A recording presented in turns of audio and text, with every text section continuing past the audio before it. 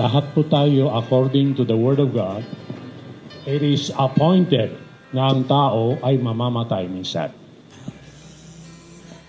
Ang problema, hindi natin alam. Pero na ay takda. Kahit wala po tayong sakit, wala kang problema, edukado ka, mayaman ka, at meron ka ng lahat, mamamatay pa rin tayo. Nabigo ang sayo'y nagtataboy. Ilang anak po, hindi ko po makompare kung gaano po kabuti yung papa ko. Naalala ko po na kahit hindi po namin kaklose yung tao, para nakikita lang din namin kung saan-saan, nakakabatian. Tapos all of a sudden, malalaman namin na yung taong yun is parang nawala na din or namatay na din. Si papa ko, siya yung tipo ng tao na kahit di niya kilala, bigyan niya ng tulong. Tapos naalala ko ngayon na siya naman yung nandito sa posisyon niya. Masaya ako kasi totoo lang, mahirap maghanap ng pera po.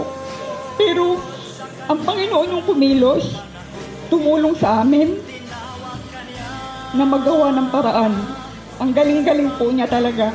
Hindi po niya pinabayaan si papa ko kasi ginagamit si papa sa simbahan eh.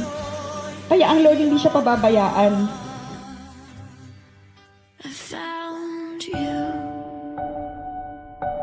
Two worlds collided. I see forever in your eyes. Mamimiss ka namin kasi wala ka na niyan sa bahay. Hindi mo na kami mapupuntahan din. Thank you pa. Yung gusto ko sabihin sa'yo, alam ko, masaya ka na ngayon. Ngayon, tumatakbo-takbo ka na lang dyan sa gilid. Dalawa na yung paa mo. Kompleto na.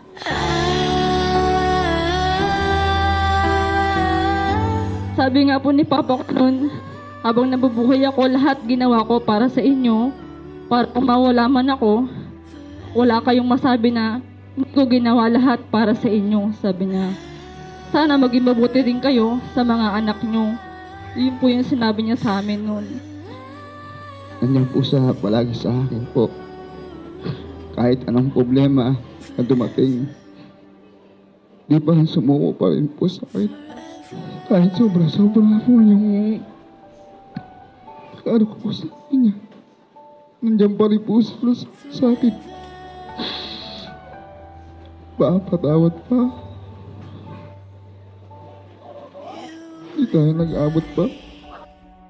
Yung isang bagay na lagi namin napag-uusapan ni Papa, na yung buhay hindi puro hallelujah lang. Yun lang po yung lagi niya sinasabi sa akin, na pagkukwentuhan namin sa tuwing nagkwentuhan sa buhay, tsaka kung paano maging productive, tsaka mabisang Kristiyano sa bawat taong nakakasalamuha namin. Kapag nagtanim ka, meron kang aanin. Kung ano ang ibinigay mo, ibabalik din sa'yo.